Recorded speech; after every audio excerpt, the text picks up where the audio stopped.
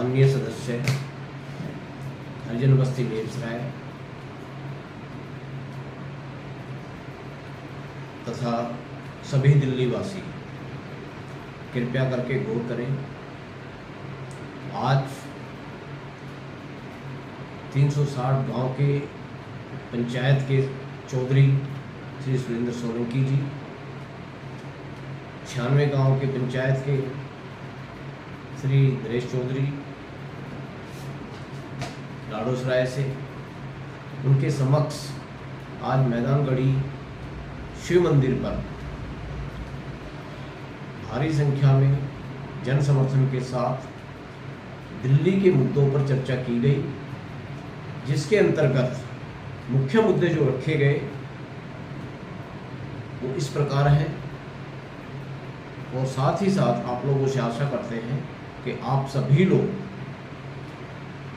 15 सितंबर को जंतर मंतर पर भारी समर्थन देकर अपनी समस्याओं को प्रशासन के सामने रखें, जंतर मंतर पर प्रदर्शन करें। आप सभी का स्वागत है। हर गांव से जितनी ज़्यादा संख्या पहुंच सकते हैं तो आप अपनी समस्याओं का निराकरण करा सकते हैं, ताकि ये हमारी आवाज़ माननीय प्रधानमंत्री श्री नरेंद्र मोदी जी, माननीय गृह मंत्री अमित शाह जी और साथ ही साथ दिल्ली के मुख्यमंत्री और दिल्ली सरकार और उप राज्यपाल महोदय को अवश्य मिल जाए, ताकि वो इस पर कार्य करने को और हमारी सुविधाएं देने के लिए मजबूर हो सके। सबसे पहला प्रश्न है 20 सूत्री कार्यक्रम कॉलोनी, जो कि 1974 में आवंटित की गई थी ग्राम सभा के द्वारा, दिल्ली सरकार के द्वारा, लेकिन इन सभी राजनीतिक दलों ने मिलकर एक पॉलिसी बनाई और लोगों को बेवकूफ़ बनाया गया आज तक, जिसके अंतर्गत इन सभी कॉलोनियों को फॉरेस्ट विभाग में नोटिफाई कर दिया गया।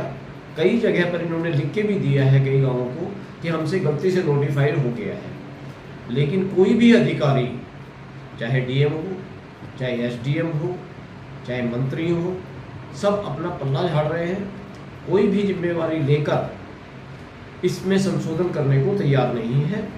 ये एक बहुत बड़ा मुद्दा है जो कि खासकर अनुसूचित जाति, जनजाति या उन भूमिहीन लोगों को दिया गया था जिनके पास रहने लायक ज़मीनें नहीं थी, और हर गांव के अंदर, पूरे भारतवर्ष के अंदर ये किया गया था। लेकिन इनकी मिलीभगत से ये मुद्दा सबसे ज़्यादा दिल्ली में प्रभावित है और दिल्ली के लोग इससे प्रभावित हैं।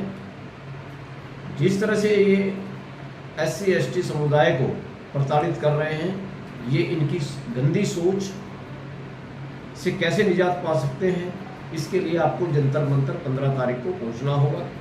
और ये सुरेंद्र सोलंकी जी भी, नरेश चौधरी जी भी और जाने माने व्यक्ति, सामाजिक कार्यकर्ता पहुंचेंगे, उनसे विचार विमर्श करेंगे और ये हमारी बात केंद्र सरकार और राज्य सरकार को और उपराज्यपाल जी को पहुंचाई जाएगी। दूसरा मुद्दा है, हमारे क्षेत्रों के अंदर, ग्रामीण क्षेत्रों में सभी जगह पर ना तो कोई हॉस्पिटल्स की सुविधाएं हैं, कोई भी हॉस्पिटल सरकारी सुविधा 10-15 किलोमीटर से पहले है, ना कोई डिस्पेंसरी प्रॉपर ढंग से है। तो ये जो हमारी मूलभूत सुविधाएं हैं, इन लोगों का ध्यान इनके तरफ बिल्कुल नहीं है। सिर्फ एक राजनीतिक सत्ता के अंदर जाकर अपनी रोटियां सेकना इनका मेन ध्येय बन चुका है। तो ये मुद्दा भी बहुत ज़्यादा ज़रूरी है, ताकि इन चीज़ों से भी आपको फ़ायदा मिल सके, आपके परिवार को फ़ायदा मिल सके, आपकी इमरजेंसी में ये लोग आपकी सहायता कर सकें। तो इस मुद्दे पर भी बातचीत की जाएगी। तीसरा मुद्दा हमारा है रेहड़ी पटरी एनक्रोचमेंट। जैसा कि आप जानते हैं, हर क्षेत्र के अंदर, मेन रोड पे हो चाहे गलियों में हो, हर जगह रेहड़ी पटरी वालों ने कब्जे किए हुए हैं। और कब्जों के कारण सबसे बड़े ये हैं कि जिन घरों के सामने, जिन दुकानों के सामने कब्जे हैं, ये लोग उनसे पैसा लेते हैं।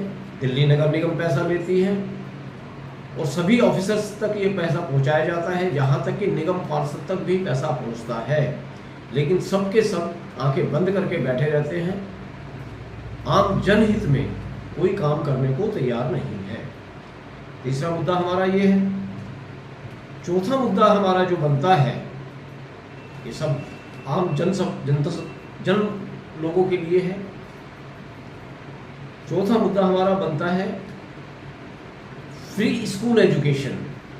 आखिर आम जन को फ्री स्कूल एजुकेशन, स्वच्छ पानी पीने का, और जो हमारा घरों से पानी निकलता है, वेस्ट वाटर निकलता है, चाहे नाली का पानी हो, सीवर का पानी हो, नहाने धोने का पानी हो या बरसाती पानी हो, इनका जो डिस्पोज ऑफ सिस्टम है, यानी इनका जो निराकरण करना है, इस गंदे पानी को किस प्रकार से यूज में लेना है या इसका क्या हल निकलना है, इसकी कोई सुविधा नहीं है।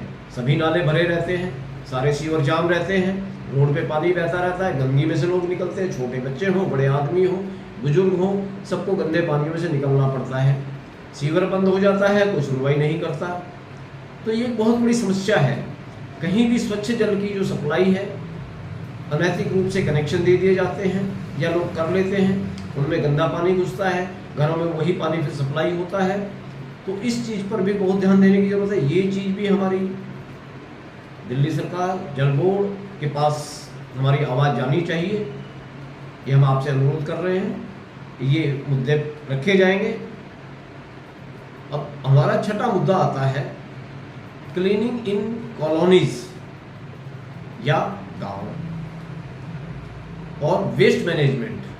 जिस प्रकार से आप देख रहे हैं, अगर कुछ जगह को छोड़ दें, दिल्ली एमसीडी के अधिकारीगण एसी रूम में बैठ के सब प्लानिंग करते हैं और कहीं कुछ नहीं करते, सिर्फ प्लानिंग होती है, सिर्फ नाम किया जाता है, कागजों पे होता है, मैदान पर कुछ भी नज़र नहीं आता। हर गांव के सामने, हर रोड, मेन रोड के ऊपर दिन में सफाई होती है, रात को ट्रक वाले आके कूड़ा डाल जाते हैं, मलबा डाल जाते हैं। उसका कोई भी हल नहीं है इनके पास में। ना कहीं कैमरे लगे, ना कैमरे से ये नोटिफाई करते हैं, ना चेक करते हैं, ना कैमरे लगाते हैं। हर जगह गंदगी का अंबार लगा हुआ है। आप चाहे तो 100 फुटे रोड से लेकर भाटी माइंस तक चले जाएं, इग्नू रोड पर चले जाएं, नेपसराय गांव के सामने मेन एंट्री के ऊपर इतनी बदबू होती है। कूड़ा घर था, वो तोड़ दिया गया, अभी वहाँ पे खुला कूड़ा पड़ा रहता है। इसी प्रकार से और भी कॉलोनियाँ हैं, जैसे इंदिरा निकलेर की एंट्री पर है, मैदानगढ़ी की एंट्री पर है। मतलब कुल मिला के हर गाँव के अंदर, अगर हम कहें तो दिल्ली के हर इलाके में कूड़े के अंबार लगे हुए हैं, लेकिन इनका कोई भी इनके पास सिस्टम नहीं है। इनसे जो फर्टिलाइजर बनाने की जो इन्होंने स्कीम चलाई थी, वो कुछ जगह पर उपलब्ध है, लेकिन बाकी सब जगह पर कोई कार्रवाई नहीं है। तो मेरा आपसे अनुरोध है कि इस चीज़ पर भी बात की जाएगी। अब 7वां मुद्दा आता है रोड एंड स्ट्रीट ड्रेन्स, यानी कि आपकी कॉलोनी की, आपके गांव की, आपकी मोहल्ले की, आपकी मेन रोड, आपकी सर्विस रोड, सभी के ऊपर सबसे बड़ी समस्या है। दिल्ली एमसीडी या फ्लड इरिगेशन ने, मुझे याद नहीं है 64 साल की उम्र होने के बाद, कि इन लोगों द्वारा कब नाली बनाई गई दिल्ली में। अगर कहीं बनी भी हो, या कोई अपवाद हो, उस पर सफाई कितनी होती है, ये दिल्ली एमसीडी के अधिकारी जवाब दे सकते हैं। तो उनसे ये जवाब भी पूछा जाए कि कितनी आपने सफाई की हुई है। अगर आपको चाहिए तो हम इसकी कुछ फ़ोटोज़ अपने ग्रुप में प्रेषित कर देंगे, आप उससे देख सकते हैं कि अगर हमारे क्षेत्र में ये हालात हैं तो आपके क्षेत्रों में क्या हालात हैं। और मैं आपसे अनुरोध करूँगा कि आप अपने अपने क्षेत्र की सभी फ़ोटोज़ हमारे ग्रुप पर डालें, ताकि इस चीज़ को हम आगे यूट्यूब पर या कहीं भी सोशल मीडिया पर डालकर इन लोगों से सवाल जवाब कर सकें।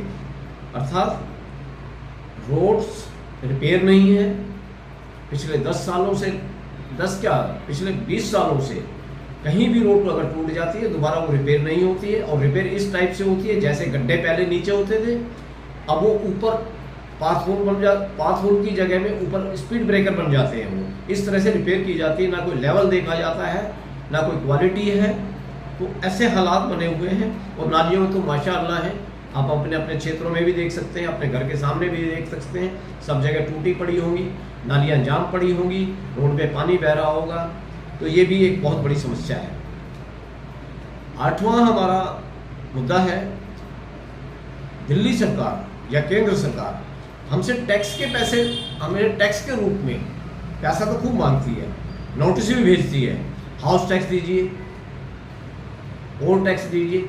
हम सभी टैक्स भरते हैं, हर प्रकार का टैक्स भरते हैं। हम ये जानना चाहते हैं इन टैक्सों के बदले जनता को आखिर मिलता क्या है। सफाई व्यवस्था नहीं मिलती, रोड एंड ड्रेन्स नहीं मिलती हैं, कोई सुविधाएं नहीं मिलती हैं, डिस्पेंसरीज नहीं मिलती हैं, फ्री दवाइयाँ नहीं मिलती है, फ्री एजुकेशन नहीं मिलती है, फ्री ड्रेसेस नहीं मिलती हैं, फ्री बुक्स नहीं मिलती है।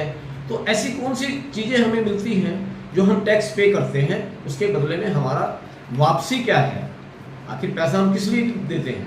देश की सरकार के नुमाइंदों को सिर्फ तनख्वाह देने के लिए हम पैसा नहीं देते हैं, उसकी सुविधाएं हमारे को मिलनी चाहिए, हमारे समाज को सुविधाएं मिलनी चाहिए, हमारे देश के लोगों को सुविधाएं मिलनी चाहिए। लेकिन इस पर कोई ध्यान नहीं देता, सिर्फ इन अपनी तनख्वाहों के लिए ये टैक्स कलेक्शन करते हैं, उसके बाद आम जन के लिए उस पर कोई काम नहीं होता। इसके बाद में हम कहना चाहेंगे, आप अभी देख पा रहे होंगे पिछले 5-6 महीने से बेतहाशा बिजली के बिल आ रहे हैं। समझ नहीं आता, लोड वही है, सब कुछ वही है, कोई एक्स्ट्रा आपने बटन नहीं डाला है इलेक्ट्रिक मीटर पर, उसके बावजूद जिसका 200, 300, 400 रुपये बिल आता था, आज उनके बिल गिरे से गिरे 5,000 रुपये से आ रहे हैं। 5,000 रुपये से नीचे शायद ही किसी का बिल आ रहा हो, चाहे एसी चले ना चले, गीजर चले ना चले, और कोई काम हो ना हो, आपके जो मेन चीज़ लगी हुई है ऑलरेडी, जो अप्लायंसेस लगे हुए हैं, उन्हीं के बावजूद अब हज़ारों में बिल आ रहे हैं, जो कि 500, 400, 200, 300 रुपये के बिल आते हैं। आखिर ऐसी कौन सी पॉलिसी है और किस आधार पर अब बिल जनरेट किए जा रहे हैं? ये एक सोचनीय विषय है। इसके लिए क्या हमें काम करने हैं, क्या हमें पॉलिसी बनानी है, कैसे हम इन बिलों को कम करा सकते हैं, या इसके कहाँ कहाँ कोताहियाँ हो रही हैं और क्यों ये बिल इतने बढ़ के आ रहे हैं, इसके बारे में भी सोचकर या इसका भी रास्ता निकाला जाए। और इसके साथ साथ सबसे बड़ी समस्या क्या आ रही, डीडीए द्वारा या एमसीडी द्वारा हर जगह ऑब्जेक्शंस लगा दिए गए हैं। जिन लोगों के मकान पुराने बने हुए हैं उनको भी बिजली के मीटर नहीं दिए जा रहे, लैंड पूलिंग के बहाने से बिजली के बिल नहीं, वो कनेक्शन नहीं दिए जा रहे हैं। आखिर क्यों? क्या ये लोग आज बना के रह रहे हैं या पुराने 50 साल से 100 साल से लोग रहे हैं? तो इनके ऊपर ऐसा ऑब्जेक्शन क्यों? किसी पॉलिसी के तहत किया जा रहा है या आम जनता को परेशान करने के लिए किया जा रहा है? तो माननीय एलजी साहब से भी अनुरोध करते हैं कि इस मुद्दे पर जल्द से जल्द फैसला दें और सभी को बिजली कनेक्शन और मीटर उपलब्ध कराए जाएं। ये हमारी उनसे गुजारिश है और आशा करते हैं कि माननीय उपराज्यपाल जी को ये समझ में आएगी और ये डीडीए को भी समझ में आएगी कि आप लोग तो खुद तो चोर हैं, कोई काम नहीं करते, लेकिन आपका सिर्फ एक ही काम है, आम जन लोगों को परेशान करना। तो आप परेशान करना बंद करिए, ये हमारी आपसे रिक्वेस्ट है और आशा करते हैं आपको ये बात समझ में आएगी। इसके साथ साथ हम सुरेंद्र सोलंकी जी जो हमारे 360 के प्रधान हैं, साथ ही साथ 96 के प्रधान जी से हम आशा करते हैं कि आप लोग सभी RWA से कनेक्टेड हों, चाहे फेडरेशन बनाए, चाहे आप किसी एक कॉमन ग्रुप के जरिए आपस में जुड़े, आम जन समस्याओं आप तक पहुंच सके, आम जनता की आवाज़ आप तक पहुंच सके। ये हम आपसे हाथ जोड़कर विनती कर रहे हैं कि इस चीज़ पे दोनों ही व्यक्ति एक अम्ब्रेला के नीचे पूरे समाज को लेके आए, पूरी दिल्ली को लेके आए, 360 गांव के जितने भी गांव दिल्ली के अंदर है सबको साथ लेके आए, ताकि वो एक अम्ब्रेला के नीचे आकर अपनी समस्याओं को आप तक पहुंचा सके और आपके साथ संवाद कर उस समस्या का निदान कर सके। इसके साथ साथ 360 की पंचायत के प्रधान जी सुरेंद्र सोलंकी जी, नरेश चौधरी जी, आप सब एक बार फिर आपसे अनुरोध कर रहा हूं कि सभी हर क्षेत्र के MLA, MP, काउंसलर्स, इनको भी उस अम्ब्रेला के नीचे लेके आया जाए ताकि उनके भी नंबर हो, आप उनसे फ़ोन पर बात कर सकें, उनको हड़का सकें, अपनी समस्या बता सकें और उन समस्याओं का निदान पा सकें। और ये रेगुलर मीटिंग्स होनी चाहिए। एक ऐसा सिस्टम बनाया जाए कि हर एरिया में, हर एमपी के साथ में जो भी क्षेत्र का एमपी है, एमएलए है या काउंसलर्स है, उन सभी को एक छत्र बनाकर हर महीने इनसे एक मीटिंग की जाए ताकि हर समस्या का निदान निकल सके। इसके साथ साथ जितने भी हमारी मेन रोड्स हैं, सभी फुटपाथ्स के ऊपर जहाँ के आम बच्चों को, महिलाओं को, बुजुर्गों को ट्रैफिक से बचकर चलना होता है, उसके ऊपर सभी दुकानदारों ने खुद तो अपनी दुकानें फुटपाथ तक घेर ली हैं, उसके साथ में फुटपाथ के बाद में रेहड़ियाँ खड़ी कराते हैं, उनसे किराया वसूल करते हैं, उनसे अवैध पैसा लेते हैं। तो हमारा आपसे अनुरोध है कि इस एनक्रोचमेंट को पूरी दिल्ली में बिल्कुल बंद किया जाए और जो भी रेहड़ी पटरी वाले हैं, इन लोगों के लिए कोई ऐसा प्रावधान किया जाए या ऐसी कोई पॉलिसी लाया जाए दिल्ली सरकार द्वारा, केंद्र सरकार द्वारा, ताकि ये लोग मेन रोड पर, ऐसी जगह जहां आम जन आते जाते हैं, तो ये फुटपाथ पर या रोड पर एनक्रोचमेंट ना कर सके। इसके लिए हमारी आपसे गुजारिश है कि ये बात आप पहुंचाएं और इसके लिए कोई पॉलिसी दिल्ली सरकार और केंद्र सरकार मिलकर बनाए ताकि इस समस्या से निजात पा सके। इसके साथ साथ छतरपुर 100 फुटे रोड से माननीय एलजी ने दौरा किया था, 100 फुटे रोड से लेकर इग्नू तक का एक रोड बनाने की बात हुई थी और वो उसका प्रपोजल भी पास हो गया था। उसके अंदर चौगामे के प्रधान श्री रविंदर जी के साथ उन्होंने विजिट की थी और ये कहा गया था कि ये 3 महीने के अंदर काम शुरू हो जाएगा। लेकिन मैं समझता हूँ आज 1 साल के बाद भी इस काम के ऊपर क्या, मैं तो ये कहूँगा कि इस रोड के लिए अभी तक उसका पता ही नहीं है कि क्या कुछ हुआ है या नहीं हुआ है। हम डेली इस रोड को विजिट करते हैं, इस एलिवेटेड रोड पे आज तक एक ईंट भी नहीं लगाई गई है। तो मेरा माननीय उपराज्यपाल जी से, माननीय रविंद्र चौधरी चौगामे के प्रधान जी से, नरेश चौधरी जी से, 96 के प्रधान लाडोसराय से, सुरेंद्र सोलंकी जी 360 के प्रधान, आप सभी से मेरी हाथ जोड़कर और आम जनता से रिक्वेस्ट है कि इन सभी समस्याओं का निवारण जल्द से जल्द करवाया जाए। माननीय उपराज्यपाल जी से इसके लिए मीटिंग तय की जाए और जल्द से जल्द इसका निदान जितना जल्दी हो सके किया जाए।